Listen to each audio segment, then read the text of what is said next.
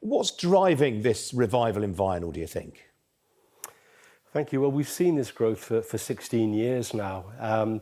And every time sort of we report that figures are going up, I think that people respond to that. We're also seeing a kind of a much broader audience, not just the baby boomers, but a much younger demographic of consumers buying it. So millennials, Gen Z, perhaps informed by their parents' record collections. They're also discovering music on streaming services. That's how most of us still consume our music. But when we love an album or a particular artist, we love to go to our local independent store on HMV and actually buy it. We love to own, collect, and we just appreciate the kind of the warmth of the recording, the brilliant sort of deluxe packaging. It's very limited edition, very collectible. Record labels have invested massively in producing beautiful works of art, which is really what vinyl now is. And we live in this kind of golden age where you can stream, you can buy CDs still, vinyl and cassettes. So we've had incredible choice, both as fans, but also as artists. Yeah, I mean, that was a really interesting thing I thought about the research that you published today. I mean, the decline in CD sales appears to have plateaued. Meanwhile, cassettes have sold nearly 100,000 units as well this year. Yeah, I think artists love to release on all formats, and we as fans love to collect on all formats. You know, they're the real super fans.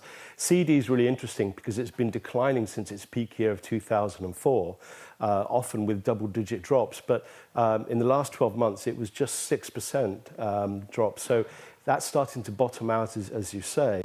And there's a real sort of demand for the tangible product. We as fans love to own and collect. We love the ritual of going out to our shops or ordering online to buy it.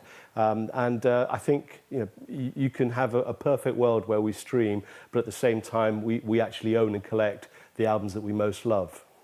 What I thought was really interesting as well, Gennaro, is that a lot of the vinyl that's sold this year is actually from new releases. For example, the new Rolling Stones release, Hackney Diamonds.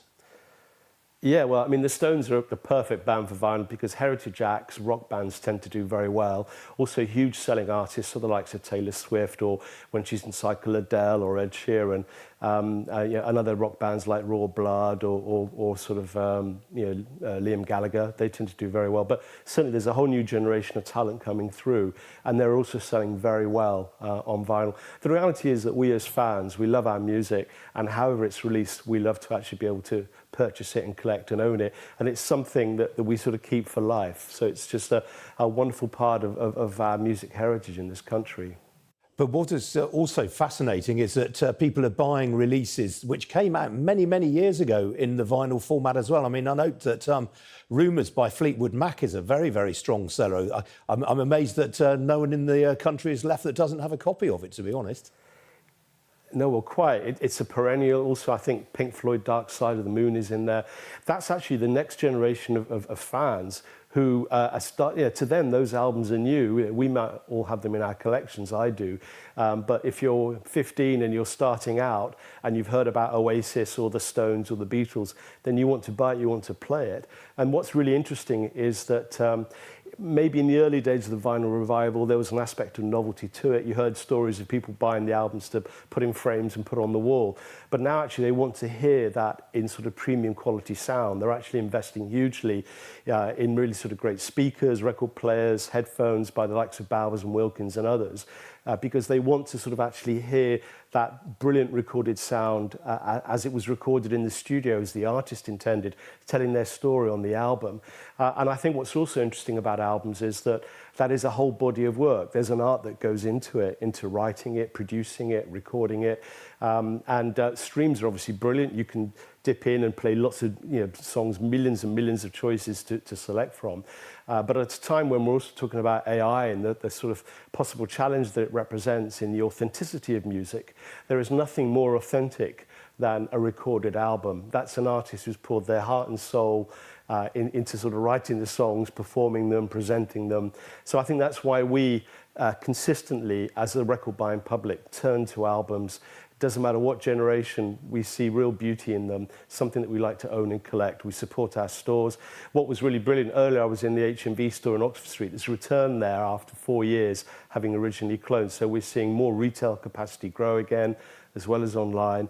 And as I say, it's perfect because we can stream as well. So we have incredible choice, both as fans and consumers, and also as artists who have never sort of had more opportunity to release their music than they do now. Gennaro, you mentioned streaming there. Obviously, there's a long-running saw in the industry about the amount of money that some artists are being paid by streaming platforms. Do the artists make more when their music is sold via vinyl or CD or cassette? No, I think there's been a lot of kind of misleading narrative around this. Essentially, obviously, if you're selling CD, vinyl, you get a lot of upfront sales.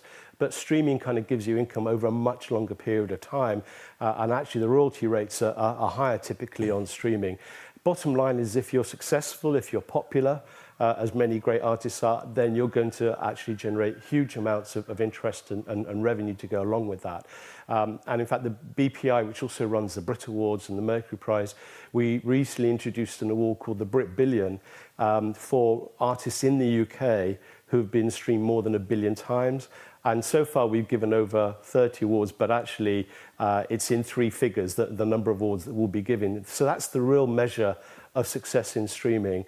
And more artists are actually thriving off the back of streaming. And at the same time, they're releasing CDs, vinyl cassettes, they're touring, they're selling merchandise. So there's huge opportunities for artists, and many more are thriving thanks to the kind of ecosystem of music that we now have. All right, Gennaro, before I let you go, I know you're a massive music fan. What's on your turntable right now? Tom Spate, a brilliant singer-songwriter from West London, just had a new album out. He's fantastic. You should check him out.